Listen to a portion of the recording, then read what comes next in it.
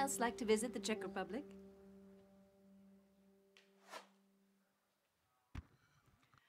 So, good morning. Can you hear me, please? Yes. So, I would like to welcome you all at our breakout session, which is dedicated to the EU cohesion funds and their synergies with other financial instruments, and namely and especially Horizon 2020, Horizon Europe. My name is Silvia Samková. I work for the Ministry of Education, Youth and Sports in the department which is responsible for management of operational programs from structural funds. Before we start, I would like to shortly provide you with some technical information about what the panel is going to, what the scenario of the panel is going to be like. First of all, I will ask our panelists to give a short introduction or short perspective of their view of the synergies of the cohesion policy funds with other financial instruments in the research, development and innovation area. Then I will ask them a few questions that we have already prepared, and afterwards the discussion will be open to you as the audience. Unlike yesterday, we are not using Slido, so all questions are reserved just for you. So I encourage you to prepare your questions and make the most out of our panel discussion, and let's make it the most interactive possible. Our time allocation is about 1.5 hours. Afterwards, we have coffee break. And we will wrap up the conclusions of this meeting. It is my pleasure to introduce our 5 panelists here. I'm saying 5 panelists, even though you have probably seen in the program 6 names. Unfortunately, we do live in difficult times of COVID-19 pandemics. So Mr. Marco Di Maggio, who was supposed to be here with us today, cannot join us due to health reasons. So Marco, if you're looking at us, because we are streaming our breakout session, Marco, if you're looking at us, if you're watching us, get well soon and greetings from all of us. That makes our panel a bit less gender balanced. We have only 1 man and 4 women as speakers, but I don't think it's going to do any harm. So. We have actually a great combination of speakers here today. We have 2 representatives of the European Commission, and talking about cohesion policy, it is very important to have a representative from DG Regio and from DG RTD as well. We have 2 representatives of the managing authorities from 2 different countries, and we also do have a representative of the research organization sphere. So I would like to introduce to you our panelists. First of all, on the very right side from your point of view, we have Katrin Pihor, who is the head of Department for Research and Development Policy at the Ministry of Education Research in Estonia. Hello, welcome, Katrin. Then we have Katarzyna Kaczkowska, who is a Deputy Director of the Department for Innovation and Development Support Programs at the Ministry of Development Funds and Regional Policy in Poland. Right next to her is sitting Catherine Wendt, who is a representative from the European Commission, a head of unit for smart and sustainable growth in DG Regio. European Commission, just right next to Catherine, is represented by Magda Di Carli, who is a head of unit for European semester and country intelligence in DG RTD. And definitely last but not least is Joan Guash Corominas, who is the Director of International Development and Public Programs in EURCAT. For those of you who do not know what EURCAT is, it's a leading technology center in Catalonia in Spain. Definitely not to forget my colleague Inka Vaverkova, who is our rapporteur for today, so she'll be listening carefully and wrap up the most interesting, important conclusions from the meeting after lunch.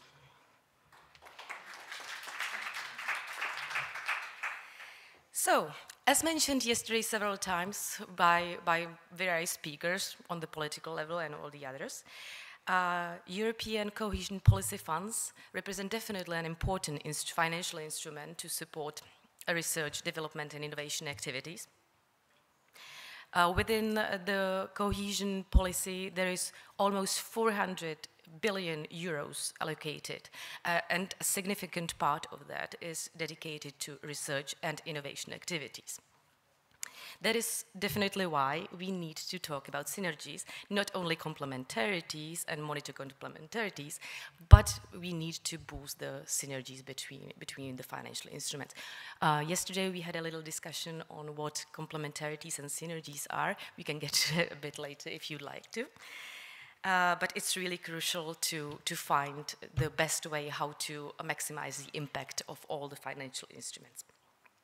So, let's jump right into our discussion.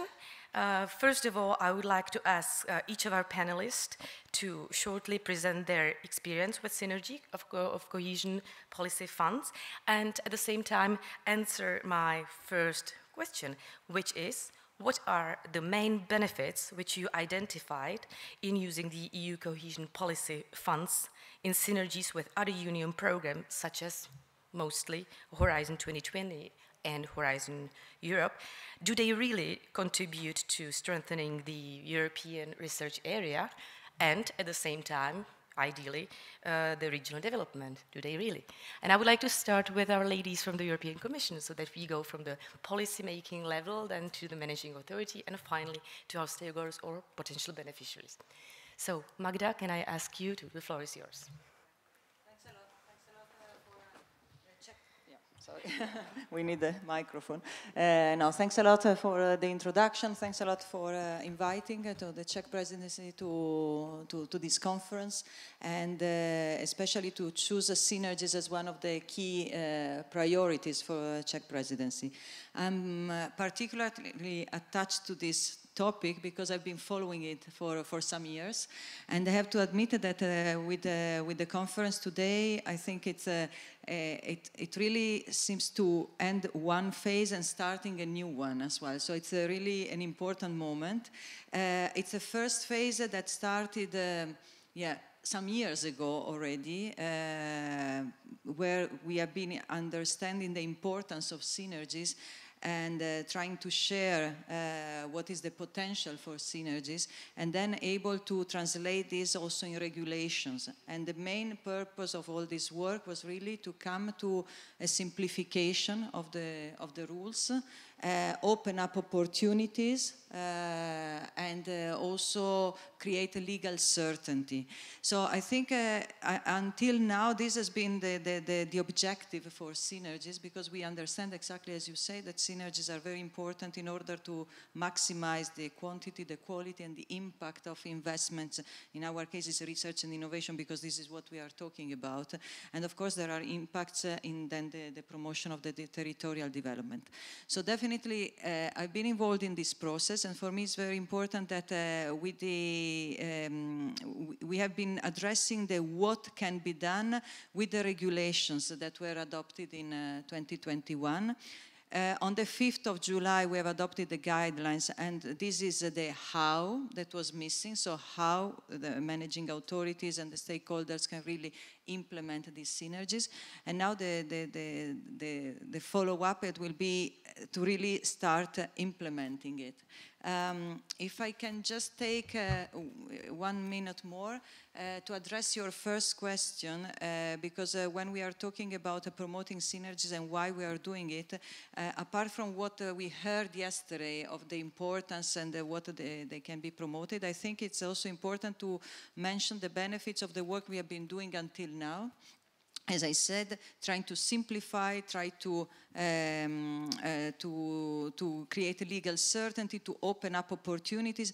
And it's important that we start the discussion from here, because yesterday there were a lot of questions that came up and I couldn't answer, but I think that we have already the answers, and we start from that point. In terms of open up opportunities, for instance, in the regulations and the legal and the guidelines are going to explain it even better, is definitely the opportunity of transferring funds from the structural funds to the cohesion funds to the direct management and including Horizon. And definitely there are benefits. Yesterday we talked about it in terms of supporting those companies that otherwise would eventually not be funded, so enlarge the type of companies and beneficiaries that can benefit from funding, and to do it through a low administrative cost as well, by using as well what is already the process in Horizon, and keep the labeling. The same as well is for the Seal of Excellence, and there we tried really to simplify, and what we have obtained is that managing authorities that want to fund the Seal of Excellence can do now at the same eligible cost and the same funding rates of Horizon if they wish so, and without notifying the schemes for the state, to DG Competition and to the Commission.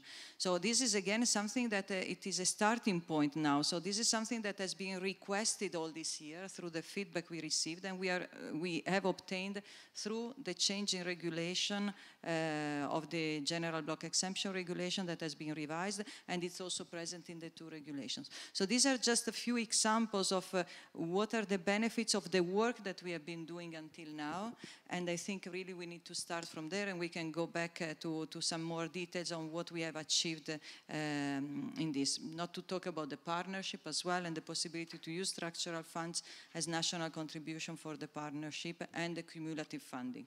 So these are all opportunities that are open, and for me this is the benefit of all the work that has been done until now and can now start and be implemented with the new programming period. Thank you, Magda. Thank you very much. And we pass the floor to Catherine. Catherine is from DG Regio. Catherine, do you think that the synergies do and will have a great effect on the regional development? Thank you very much, and thank you for the opportunity to be here. Just to place myself in the debate, the Synergies guidance that Magda has just described was done as a joint exercise between our teams. You see, we're very synergetic even in the clothes that we're wearing today. So we've had an extremely good cooperation. And I think the question for us is why did we bother to do this? Why is it important indeed for the cohesion policy? And for us, of course, our objectives are different. For Horizon, the objective is the excellence of research, and for us, the objective is territorial cohesion and regional development. So the question is, why does that matter to us? Well, it matters because we see that there is unfortunately, an increasing innovation divide in the European Union. So not only is there a persisting problem, but a worsening problem, and this is something which is of great concern to us, of great concern to our Commissioner. We have huge amount of funds which are allocated, as you already mentioned, to the policy objective for the competitive and smarter Europe. So 56 billion euros have been allocated to this objective. So the scale of the funds is absolutely enormous, and we want, of course, to make sure that they're spent and make the most effect, and as I say, to really try and address the innovation divide. And here I want to take a sidestep into the cohesion policy world and to mention the smart specialization strategies, which for us are the absolute cornerstone of the investments which are made in research and innovation. They're the founding principle, if you like, the guiding principle of these investments. And we're, again, as a sidestep, we're looking and we're planning to increase the support that we're offering to the managing authorities on smart specialization through a new technical assistance project that we have. So we hope that we can enhance the support that we're giving to the managing authorities on smart specialization to increase their capacities, to increase their discussions and interactions with each other. Magda's mentioned the practical sides of the synergies. I also want to talk about the strategic side of synergies, and that came up yesterday also in the discussion. And for us, this is equally important. Of course, we've now provided, we hope, a clear guidance on how the practical synergies could work between the Horizon Europe in particular and the cohesion policy funds. But for us also the strategic planning is very important. That's why I mentioned smart specialization. So of course the planning, the programming process which we're going through at the moment, the development, the re-energizing of the smart specialization strategies which is also going on. This planning process for us is extremely important in setting the framework for the synergies which we then hope can be fully exploited, of course, by the mechanisms that we've put in place. Thank you. Thank you very much. And now let's see the view of the managing authorities. So, Katarina, could you please take the floor? Yeah, thank you very much. And thank you very much for inviting me to the conference. It's really a great opportunity to see the idea of synergies from different points of views. So looking at it from the point of view of a managing authority, I have to say that we don't actually see synergies as an end in itself. We, as a managing authority, have the objectives that we have to achieve in our programs. As Catherine mentioned, it's the territorial cohesion and the R&D excellence and innovation. So that's the objectives that we're aiming at. We have the beneficiaries, the applicants who have excellent projects and are looking for like the best, the most efficient ways to finance their projects. So synergies can be used in order to provide this kind of efficient financing. Having said that, we have used synergies in our program so far. So in the program, in the 1420 perspective, we have used both the Seal of Excellence for SME instrument phase 1 and phase 2. We have used cumulative funding in teaming. We have used sequential financing. So it seems that looking at our program, the Smart Growth Operational Program, synergies have actually proved to be an efficient way of financing projects. It's not the largest instruments in our program, but it's like a steady inflow of projects that use this kind of financing in order to implement the R&D and innovation projects. So it seems that synergies actually work, and they can be an efficient way to finance projects and to mobilize them. We have seen numerous benefits of using synergies. First of all, it's the kind of awareness raising. Our beneficiaries who are usually used to using the structural funds get more aware that there is Horizon available, that what are the benefits of this kind of financing. They can get well prepared to run in the calls in Horizon. So it's definitely giving them a wider scope of instruments available. It's also making their application process more efficient, especially the Seal of Excellence has been very useful for that, because once they've applied to Horizon, they can get very easily and smoothly transfer into our program if they get the Seal of Excellence but do not get financed in Horizon.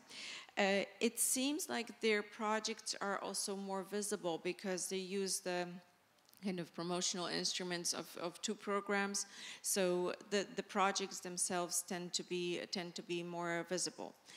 And there's also a benefit for us as a managing authority. Even though we normally use mostly grant financing, although we use financial instruments also increasingly, but generally we use grant financing. But we see ourselves as investors. We want to invest in good projects. We want to find the best projects that bring most benefits. So if there is another public investor who validates a project with either financing or a Seal of Excellence or other type of label, we think the projects are better prepared and more kind of trustworthy of the investment that we want to make. So it seems that for us as a public investor, synergic funding is also more successful and more kind of we can find better validated projects. So there's a lot of benefits in using the synergetic funding, and we've been doing that. We plan to do that in the future. We have really welcomed the guidelines. I have to say that there's two big improvements that I've seen. So first of all, the visibility of Seal of Excellence in the regulation that gives us really good legal certainty. And since we're now in the period of auditing the previous programs, legal certainty seems to bear a lot of importance. And the guidelines, which I only had a chance to like briefly look at also seem to be very practical and provide us with a lot of practical information on implementing the synergies. So I think it's we're already almost finished with the programming, but we're still going to look at the guidelines and see how we can in the future use the information there to implement synergies in the program. Thank you. Thank you very much. I think we can discuss the guidelines later on if there is still time. And I would like to ask Katrin, what is your experience from the past programming period, and what are your expectations for the new one? Yeah, thank you. Thank you, first of all, for the Czech presidency of offering this possibility to be here and then share our experiences also on the synergies. And I also use the opportunity to thank Commission for their efforts given for solving our difficult issues with the synergies. I think there's a huge leap forward, and we really look forward for the practical implementation of the guidelines and how we can actually match the cohesion funding and EU funding. For Estonia, it is actually an extremely important topic because out of our R&D budget, structural funds form about 1/3. And if you compare it also to the fact that our research institutions are extremely active in a framework program, where they, in average, come back with a budget of 10 to 15% of their annual budget. That means that EU funds altogether form about 1/3 of research institutions' budget. So you can understand that for them it is extremely important to see the kind of matching in different funds and in different rules, and then they always actually look for these kind of synergies. We in Estonia, we especially welcome the possibility to co-fund partnerships with the help of the structural funds. For us, I think one of the biggest efforts that we have given and what we have also achieved is that beside the structural funds, we have convinced also other ministries to allocate their funds into the partnerships. So we move towards whole of the government approach, which is again very, very nice to see. And it also involves, for example, fisheries funds or EU agriculture and rural policy funding. So there is a possibility also to extend it, the synergies beyond structural funds. Why we do it? I think the first importance is that synergies are the measure to reach the impact, because otherwise, R&D needs to be intertwined into different policy areas. So we are kind of engine that makes the other policies work, and in order to other policies to understand that, so we need to convince our other funders that these are the important topics, and this helps us, as Katrina also said, that raise the awareness, but also raise the commitment and responsibility of these institutions. And if you jointly commit to maybe a bit different aims, but similar ways to achieve it, then the probability that you will achieve some impact is much bigger. And it's of course for a small country it's even more important because our funds are rather limited, and if we would do a kind of fragmented research policy, we never come to any impact. So we simply have to look for the synergies.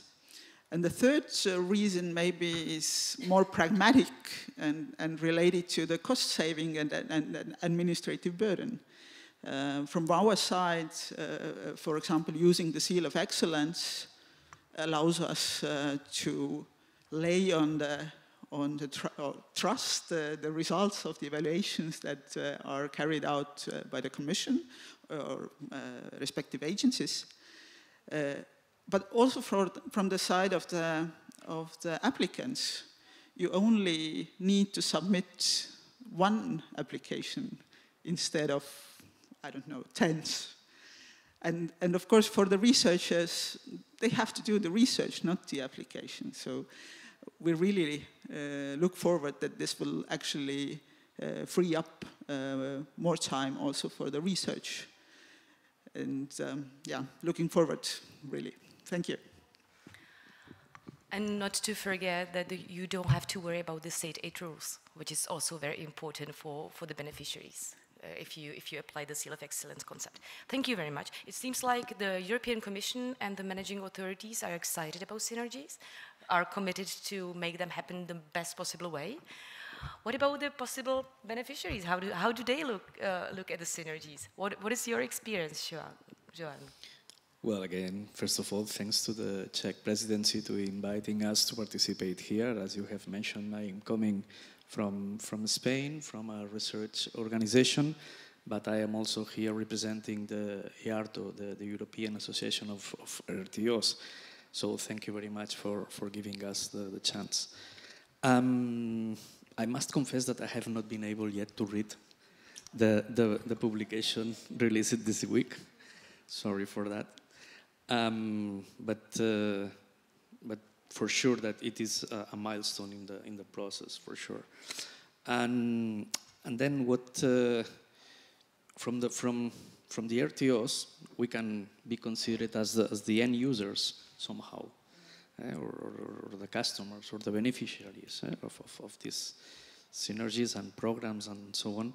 What we see is that 10 years ago there was a lot of sound, a lot of policy intentions. And now, after 10 years, we see that there are some certainties, for sure. So we are doing a good job altogether. When we look the synergies from the research side, you have already mentioned that the researcher has to be the one making the research, not making administrative documents to apply and also to report once they have received the money. So for the researchers, this is the most important and valuable thing, how to reduce the bureaucracy and the administrative job. When we have to perform a large research program or a large research activity, we are very good by saying the activities that have to be done, identifying the impact that we will generate with the research results, also deploying the calendar of the project, also explaining which technology will be used, which resources are needed, and so on. And then we normally have a side column where we put this activity or this task could be funded, could be financed through this program or through this other program. So we have a kind of map, mind map if you want, and then you have to look at the real calendars of the public programs funding not only at the European level, but also at national and also regional level. And then you discover that there are some, let's say, delays, overlaps, when you have to prepare one application, and then you discover that you have the same deadlines for the European calls as for the regional calls or as for the national calls. So, and then you have to internally organize the organization to prepare for the activity for making the proposals, right? And this is something that after some years allows us to say that the synergies are these good practices that we have achieved all over the years internally, ranging from the proposal preparation up to the project reporting. And we have learned that the synergies are that experience, our experience. So how to deal with this? This is the real synergy that we have acquired internally.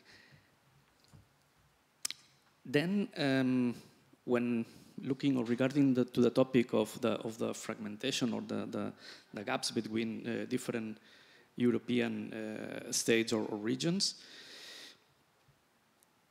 for sure, it is true that there is still an important gap between the large countries or the large member states with good infrastructures for research and also for technology, and there is a fragmentation of that is difficult to overcome. But we are optimistic because, as I have said, 10 years ago we were worse than now. So we are doing good approaches in this sense. And by now I will stop here. I have some more ideas to share, but later. Thank you. Okay, thank you very much, Johan. Now, I would like to ask all our panelists to share with us the best or worst practices, examples of synergies in the past. Best or worst, both are very valuable for all of us to learn from them. And what are the most important lessons that you have learned from your experience with synergies? Catherine, can we start with you? Thank you. First, Catherine. It's difficult. We have one Catherine, one Katarina, and one Catherine here. So. Indeed.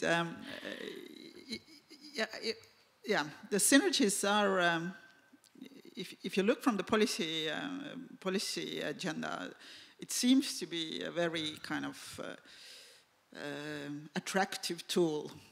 But when you come to the implementation, then you always have the devil is in detail. So this is where you actually run to the problems.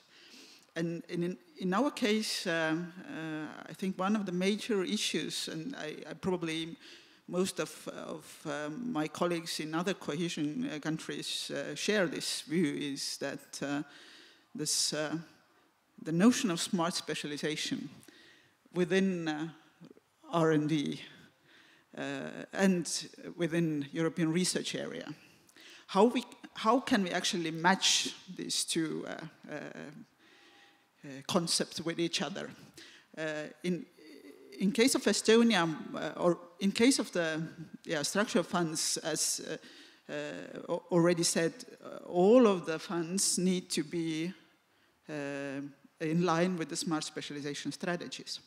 In Estonian case, it means that 1/3 of our R&D budget needs to be in line with the smart specialization strategy. And this is fine, because we also understand that we have to kind of accumulate our resources and put it on our strong side and develop it further. But when it comes to the EU initiatives, when it comes to the missions, then there are something to offer also from outside smart specialization.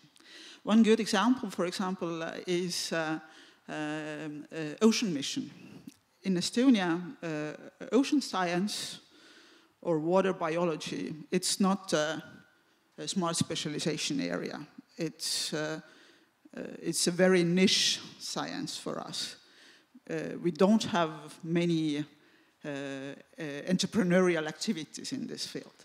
But these scientists, or these few research groups that we have, they are on a world top level. They do very good research. And they could actually benefit a lot participating in the mission, helping to reach the aim of the mission. So for us, the question is, how can we actually help them to be part of the mission? The answer from the Commission usually is that use your national funds. But then we have the issue that that we only have 2/3 of our national funds that we can use for such kind of activities, but we also have to fund university basic research. We also have the funds for blue sky research. So it's also a limited budget.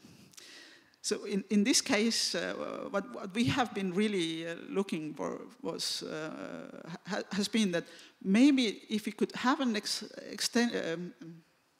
exception where from the smart specialization strategy, in the case we kind of co-fund or participate in ERA initiatives or framework initiatives such as missions or partnerships. Partnerships are even easier because there you can link them very easily also to the smart specialization areas and then leave the other partnerships maybe out.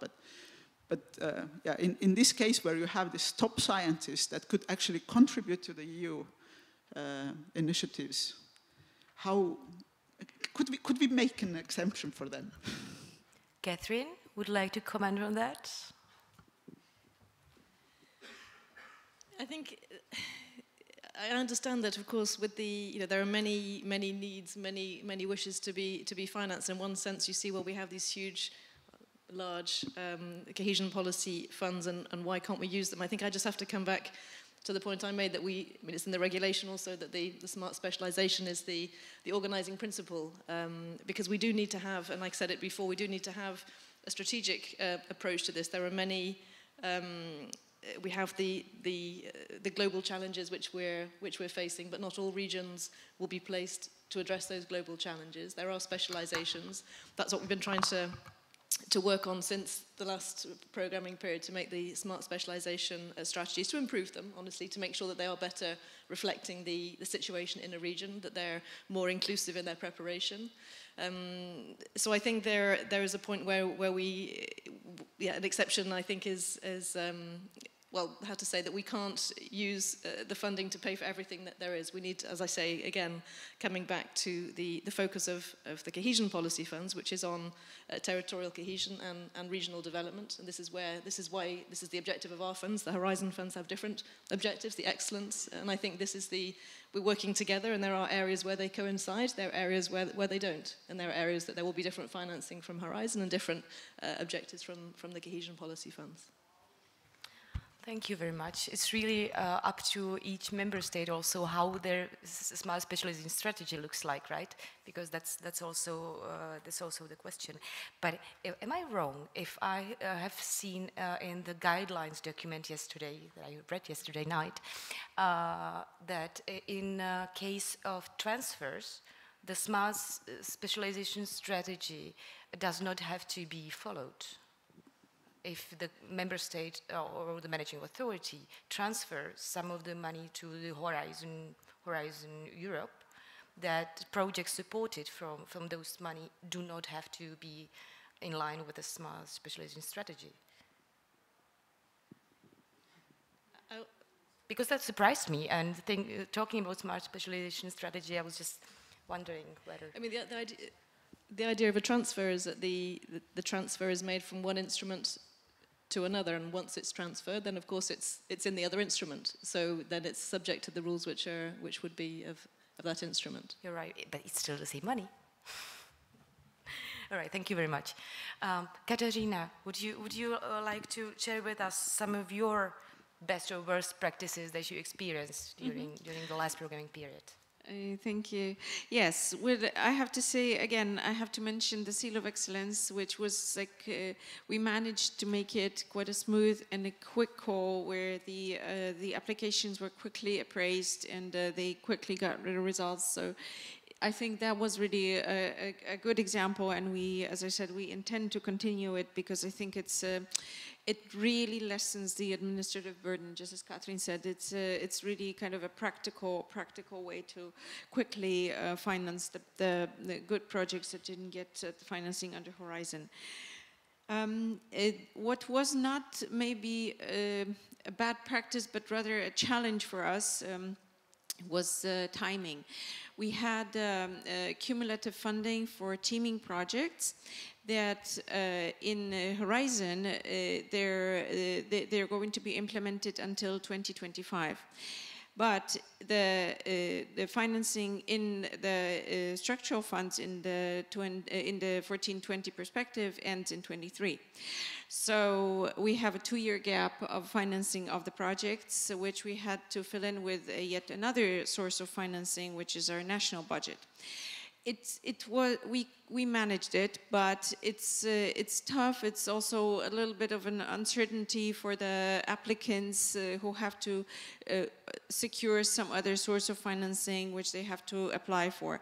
So we were actually early on we were hoping that maybe for those particular projects, the eligibility period might be extended. Eventually, it was not possible. I know the regulation is quite clear on the eligibility period, but I was thinking this is maybe a practical issue where the regulation could actually be a little bit more flexible regarding just the timing, right? Nothing else is basically needed, just the timing. So that's for the future. I hope in the 21-27 perspective, the timelines of the projects will be better aligned, so we don't have to deal with this kind of an issue. But I think that's where we kind of have to interact, and we have to kind of be aware of those problems quite early on, and maybe try to work with them. Another issue that we haven't really approached when we were analyzing the possibility of co-financing partnerships from the structural funds, we were wondering about the audits. Audits are in general quite burdensome for beneficiaries, and of course they're aware they have to deal with them. It's a normal thing that comes with public financing. However, when they were also faced with the need to cope with both structural funds audits and Horizon audits, they said, like, okay, this is going to be a heavy burden on us, right? We're going to have an administrative structure that will simply answer the needs and the questions of the auditors from various sources.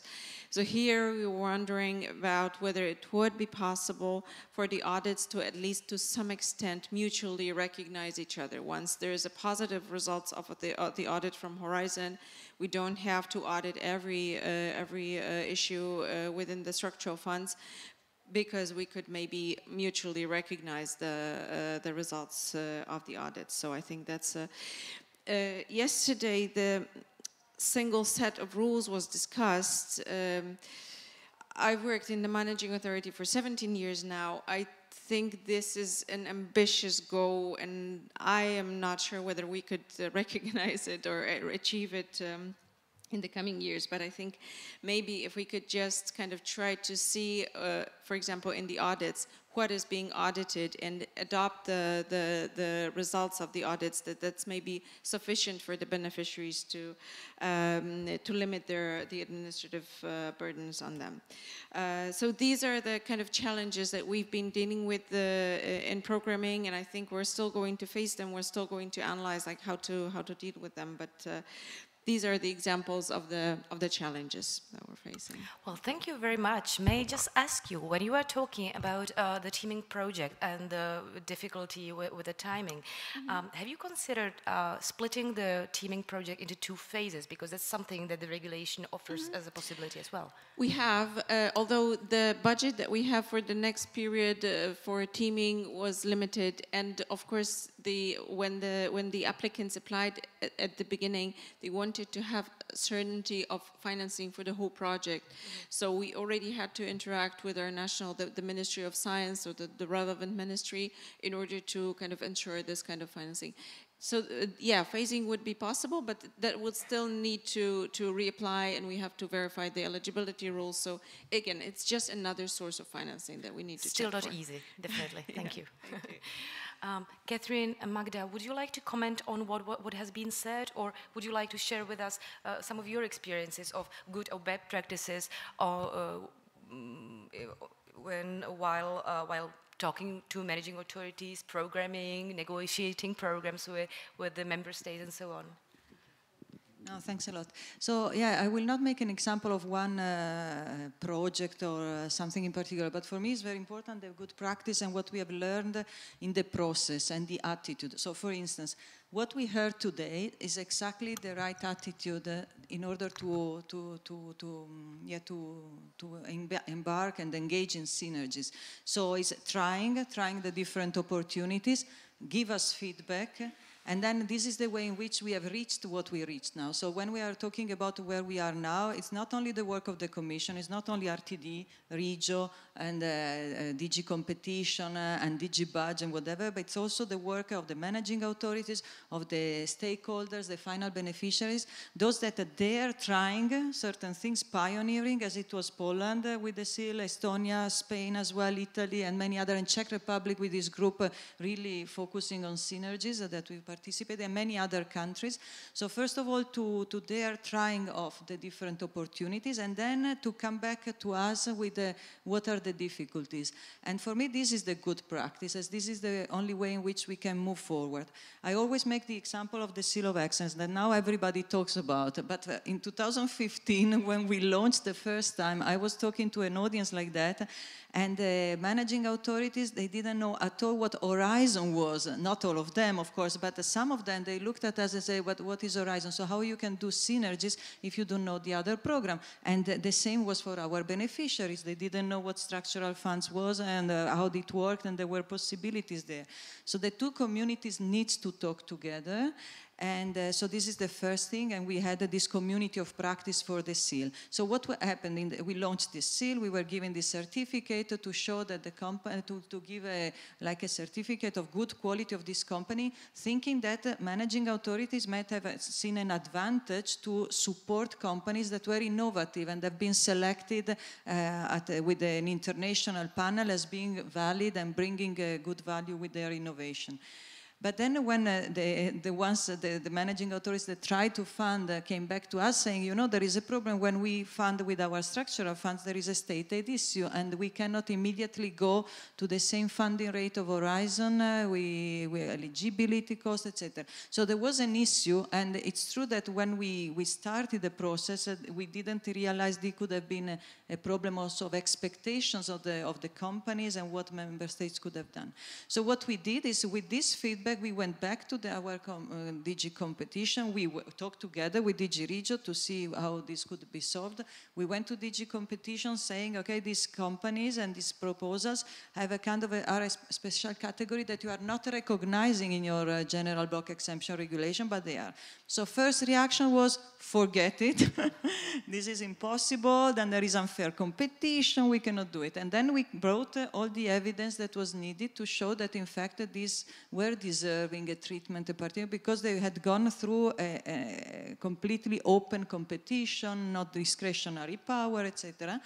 And finally, they accepted, and in the General Block Exemption Regulation of July 2021, there is an article, Article 25. There was a question yesterday in the panel, so in the plenary. So Article 25, A, B, C, D, explains how Seal of Excellence, co-fund, partnership, and teaming have a kind of a special treatment, state aid-wise, exactly because they have come through a specific process. And of this type of treatment, of course, the managing authorities that are using structural funds or eventually public funding might benefit. So this is just to show that if we have the evidence, if people come back with us, to us with some comments, if they have an open attitude, this is the good practice for me to engage in synergies, and then together we find the solution. So also the things that were mentioned today, I think are something that we bring back home, and we see in the respect, of course, of the rules, because there are regulations needs to be respected, the basic principles like smart specialization needs to be respected, but where we can find the necessary flexibility, and there is to the benefit of the managing authorities, of the beneficiaries and the citizen, and everybody can benefit, why not to try to find a solution. So I thanks a lot for this opening in trying and come back to us, and I think it's a common endeavor for us to then give us answer to the problems. Okay. And thank you. And I think that I will be speaking for everybody if I say that the general block exemption regulation and what has been done with the Seal of Excellence and other potential financing, Synergies financing, has been a great step forward. So thank you very much for all your efforts and for achieving finally the good result. Catherine, would you like to add anything to it? In a sense, no, because Magda's explained it very well, and she's been. I'm more recently into this debate than she is, but indeed, even since I've been working on the file, I've seen looking back at the past experience. I'm looking at the progress which has been made and the possibilities which, in theory, existed in the last programming period, but which couldn't be exploited, and so I see the huge steps that have been taken forward, really I say without, in the current regulations already, and then in the guidance which indeed we've just produced and we hope will be useful. And so for me the main point is that that needs to be practical, and then the point is to use them. We didn't do it for an exercise because it was interesting. We did it really to be operational, to make this thing possible and to make it easier to happen. So we really hope that when you read them fully, you find the answers to many of your questions. And again, if they're not there, then we're available absolutely to come back with more questions. But now for us, the point is implementation. Now we go forward and we really hope that the possibilities that we've established can be exploited. Thank you very much. Joan, would you like to share with us some of the good or bad practices, lessons learned from synergical projects that you have been involved in? Yes, of course. I would mention just 3 cases. Long time ago, it was a research project that we funded with national programs, with national fundings. That helped us to at least start from TRL 2, and we moved up to TRL 6. And when we were at TRL 6, we decided to jump to European programs. That is where we use it, in that case, Horizon 2020 funding. I don't know if this is synergy. Name it as you want, or complementarity. The fact is that now there is one company in Europe producing machines using technology developed in Europe and starting or having used the public funds to achieve that, and also generating employment, which is also important, I think. So this is an example of what I have said before. Another example, or another thing that is happening, is related with the regional smart specialization.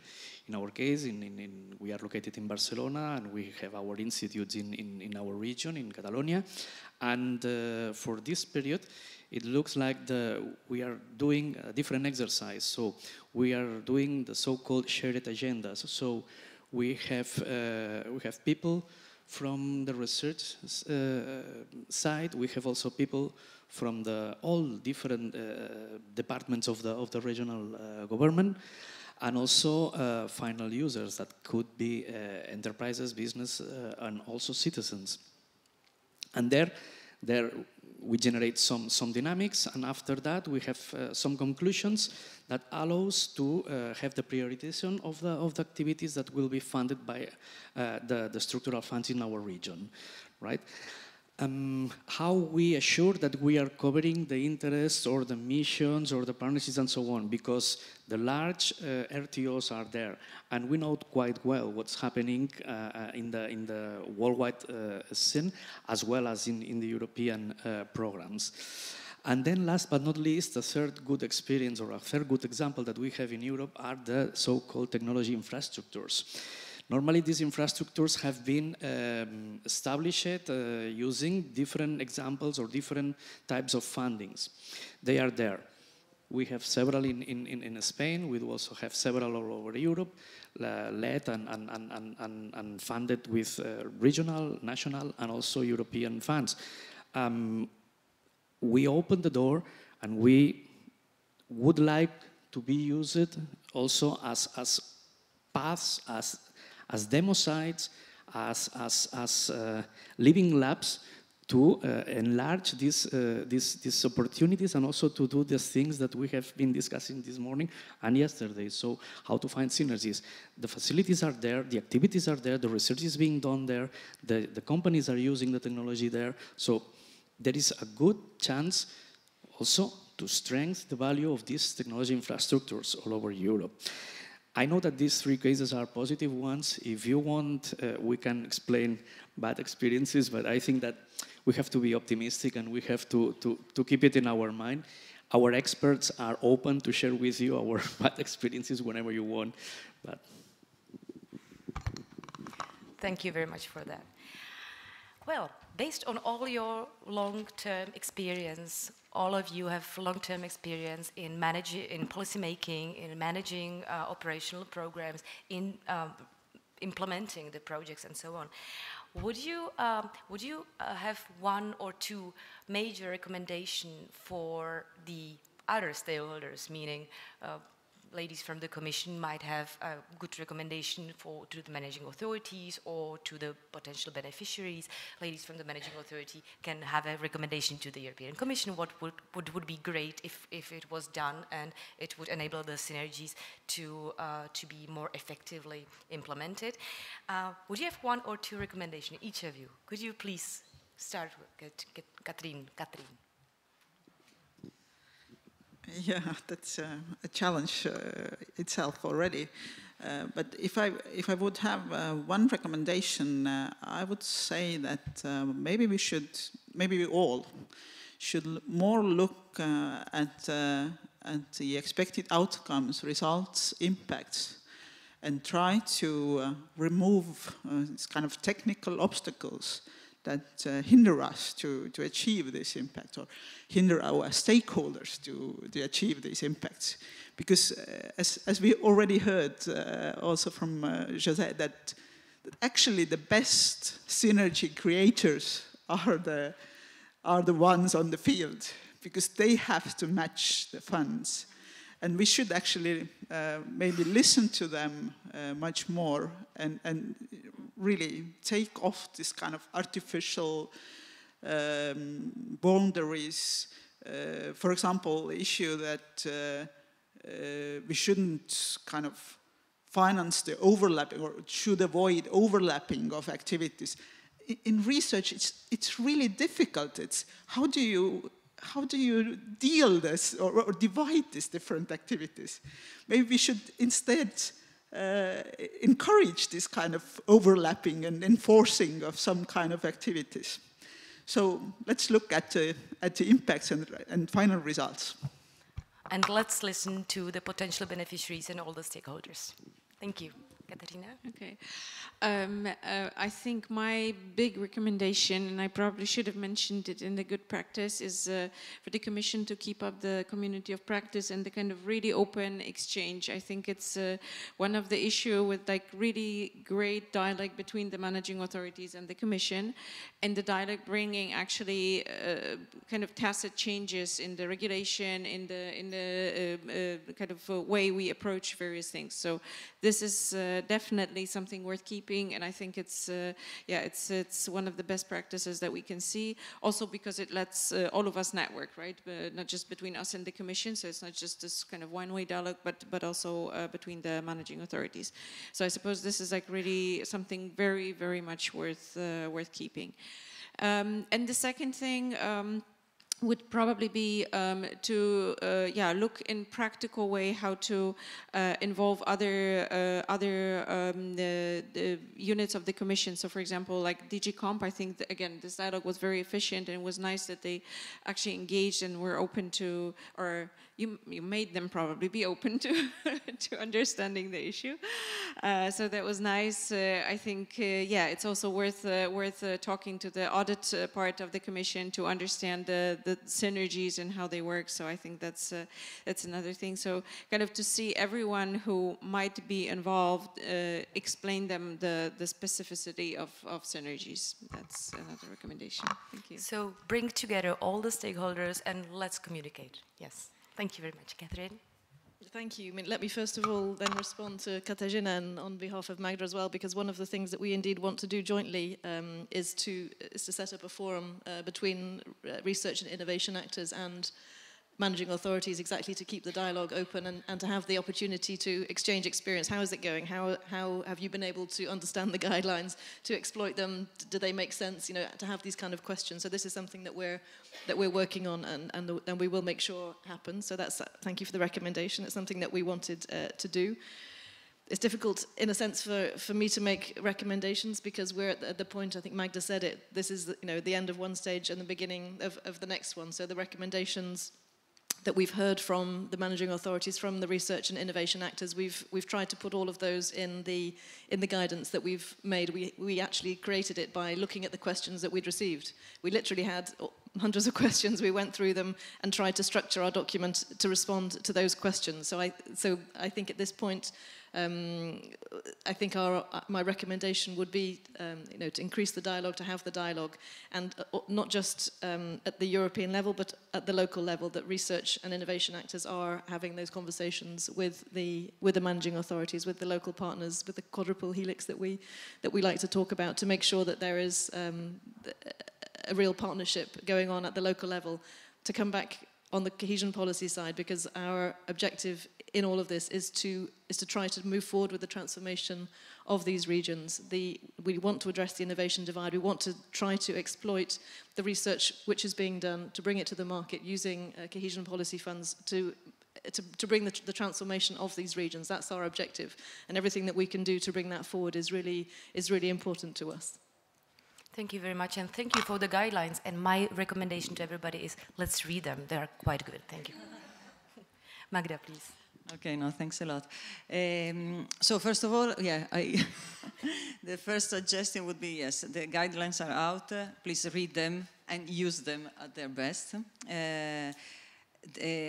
So of course it depends to who we are talking to. The recommendation comes, so if you talk to the policymakers, definitely what Catherine was saying as well at the beginning, strategic thinking. So to design things also at the member states level with having this in mind. And as we have been trying, and I think successfully also collaborating together across different services of the DG, I think the same would be also at the level of the member states. As you were saying, very important, it's not only the Minister of Research, it's not only the ministers responsible for cohesion funds, but also other ministers, and bring this to the attention, because there are a lot of resources that can be mobilized, and the synergies can go across.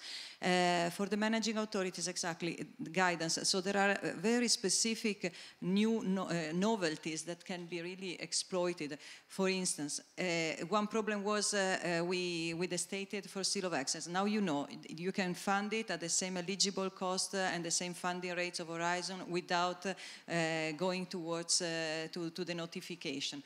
Transfer. When we came up with the idea of the transfer, there was a complaint because they said, but if we transfer and then the money are not spent, these are lost. No, they are not lost. There is now also in the regulation the possibility to get it back if they are not spent. So this is also something to keep into account. Yesterday, somebody said, but how can we move the money to another program if we don't know how many projects we can fund? But we are there in order to tell you in a track record how many proposals eventually would be available to be funded following the past experience. So we are there to provide data, to provide information and guidance on that. So this is another simplification we brought forward, and that would be nice to be exploited. Partnership. There was at the beginning saying, but some countries, they don't have enough national money in order to join partnerships. But then the possibility to use structural funds helps, what Catherine was saying, the closing the innovation divide, help all countries to participate in partnership that brings the country to internationalize, to have activities that brings them in contact with other countries, other partners, and their companies too, and their research too. So these are all very concrete possibilities. There is a reference as well to missions. You mentioned missions in the guidance as well, how through the structural funds as well there can be synergies in order to support missions. And do not forget, of course, logic of intervention of structural funds is innovation, we know, but there are also, for instance, we are thinking about transfer to the ERC, ERC proof of concept eventually. So when there is a justification that this can have a positive impact in the territory in terms of cohesion criteria, this is also something that maybe can be brought to the attention and looked at together. So I think there are a lot of possibilities, there is a lot of openness when these are coinciding with the main features and the logic of intervention and objectives of each program, we can do it. So I think, once again, the recommendation is to start to where we are now, because a lot has been achieved, and then let's move forward, also getting always feedback from you through this joint community. Thank you. Thank you very much. Joan? Well, I was just going to say somehow what she has said. I mean that please don't reinvent the wheel. So what's already existing and it runs, don't leave it. Don't play with that. And then a couple of more, for instance, what we have said about the technology infrastructures, if they are there, so why don't we put more effort there? And then another suggestion from our side would be to have a kind of single participant portal for all the research-funded programs all over regions, and all over member states, and all over Europe. We are very happy with the participant portal from the Commission. I'm sure that, well, I'm becoming old, but if we look 20 years back and we look what we have now, it is very, very, very, very good. And believe me, it's a very good tool, and it's reliable, and it works well. Sometimes it has some breakdowns, but they advise it with enough time. That would be also an important tool also to close the gaps that we have now. And then a third suggestion is to listen also the initiatives that are not very well disseminated or very well known, because they are small, they are just growing, and so on.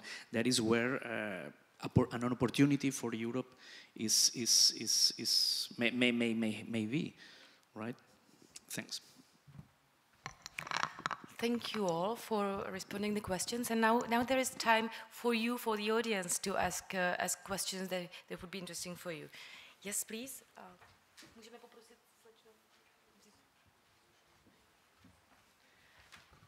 One moment, please. We are getting a microphone to you.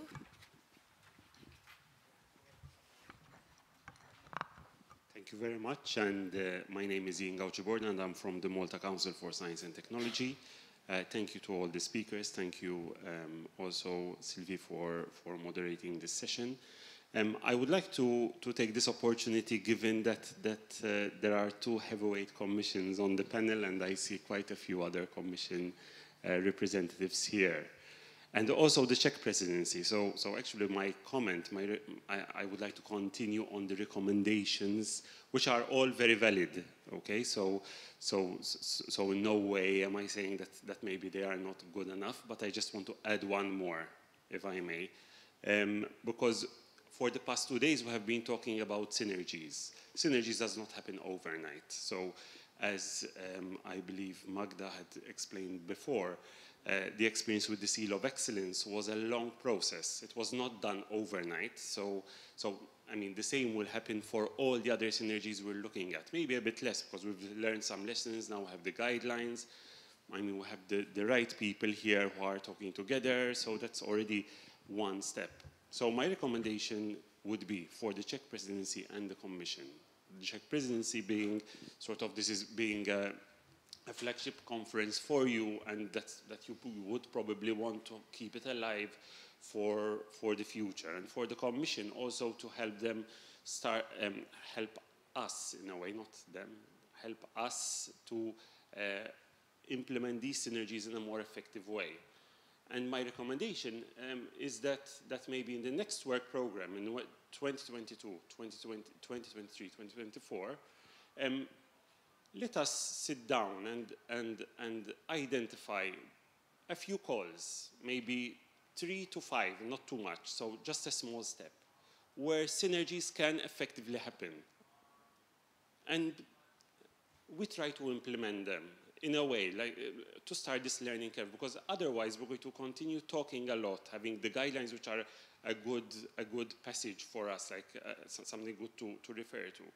But then in practice, it's very difficult, because as the Seal of Excellence taught us, that unless you do it, it's, I mean, it won't happen. It won't happen on its own. It won't happen if you do conferences. It won't happen.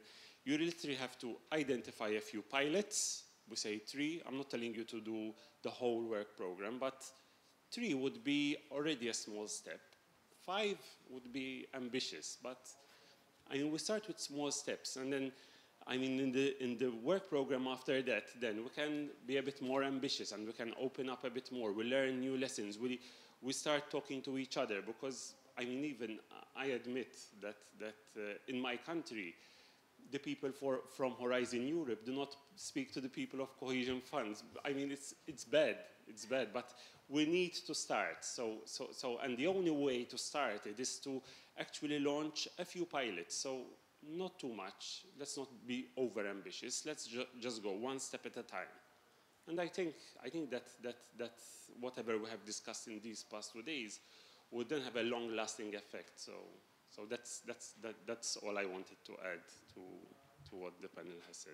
Thank you. Well, thank you very much. I think this conference is definitely a proof of the willingness of all stakeholders to communicate to each other and to try together to boost the synergies, their possibilities. Would you like to react on the comment, any of the panelists? Thank you. Yeah, so no, very quickly. Indeed, it's a good idea. In fact, partially just implemented. The point is, as we have seen, the type of calls managing authorities might be interested in order to co-fund or to use the seal depends as well on the smart specialization. So topic-wise, it's very difficult for us to tell this is good for synergies, because what is good for Poland maybe is not good for Estonia, because they have different priorities. But of course, we can signal what are the type of schemes that for their constructions are more keen to be involving co-funding or so for instance for Seal of Excellence in the work program we indicate which are the calls that will be issuing Seal of Excellence. This is a requirement that was in the regulation, and this is present. So for instance EIC is an accelerator, it mentioning that, Marie Sklodowska-Curie actions as well, teaming, so it's all indicated. So these are of course calls where there is a potential for synergies. All the co-funding and the partnership are, because of their constructions, available for mobilization eventually of structural funds, if the managing authorities and the member states or the region wants to do that, because they find it that is in line with their priorities. But these are the ones that are, of course, better. Teaming as well, because of their constructions, they require complementary funding. So these are indicated. It's true that maybe we can make it even more visible in a way. So it's a good suggestion. We have already the type of schemes that are more pro synergies, but it's true that we can be eventually more explicit, but it will not be on the topic side, probably more on the type of schemes. We have tried to do it in the guidance, but it's true that can be visible also in the work program. So thanks for the suggestion. If I may add something, in the last call from the EIT for the culture and creativity industry, KIC, there was a point where the applicants have to explain how they were going to use synergies with all the different funding programs of innovation at member state level and also at regional level. It was a very nice exercise.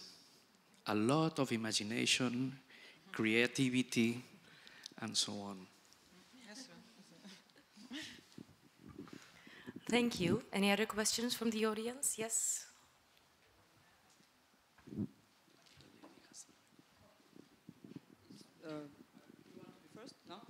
Thank you very much. I'm Tanja Werter from Slovenia, and thank you very much for this panel. I think it's very, very useful because it's a very concrete panel and with a lot of issues that are important in the implementation, which is I think the most crucial, because I agree that on the policy level, on the level of legislation, a lot has already been done, and I think that everything, I mean, there are a lot of possibilities.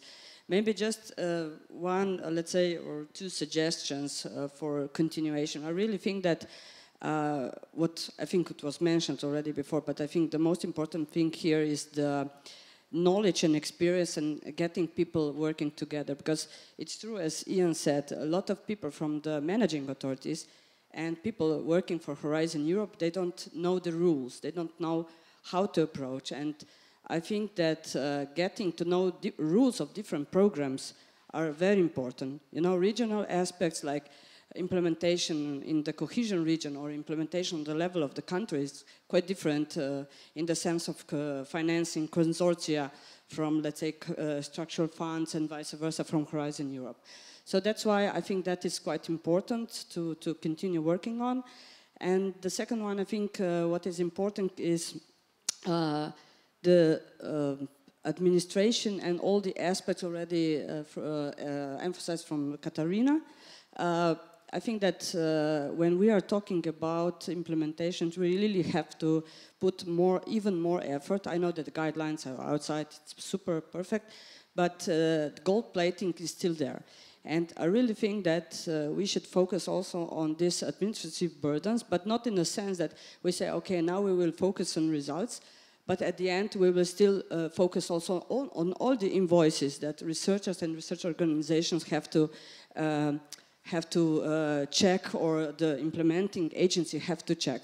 For example, IRF is one of these kind of examples. So let's say it's based on the results, all the national plans, but at the end, when we are preparing now the system, we can see it's the same system like the cohesion policy system and checking every single invoices and salaries, etc. So we really have to focus on these synergies in the sense that the rules, and I'm really, if there would be one single rules for all this centrally managed, shared management and decentralized, let's say, management system, that would be perfect. And I think that the commission, or who would do that, I think the Nobel Prize should be quite a good thing to do. But I think that this all would even further on simplify the synergies.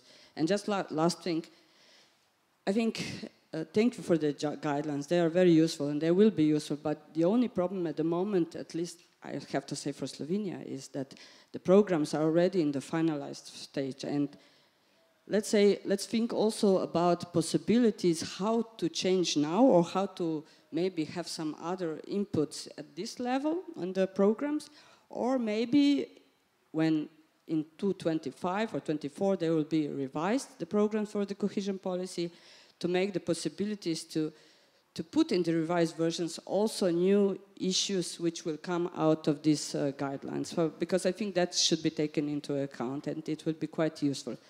And just one more thing, I know I said it was the last, but now I have the word.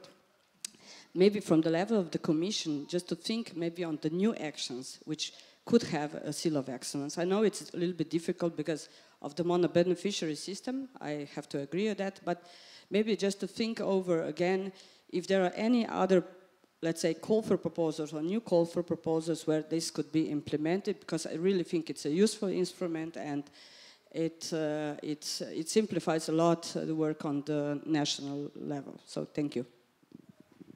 Thank you very much for all your comments. Would you like to react on? Any panelists would like to react to it? No? So we have probably space for one more last question.